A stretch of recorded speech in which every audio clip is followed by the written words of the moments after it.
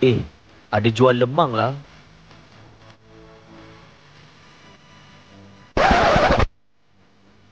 Oh, nasib baik.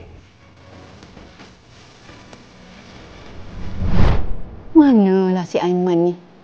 Dah nak azan dah ni.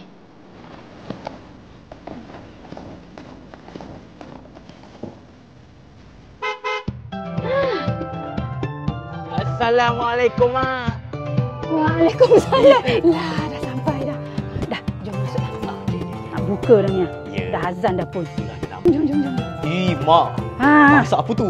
Ikan kembung ke? Ikan kembung sambal. Masakan barang kita. Okey dah, baca doa dulu. Okey, bismillahirrahmanirrahim.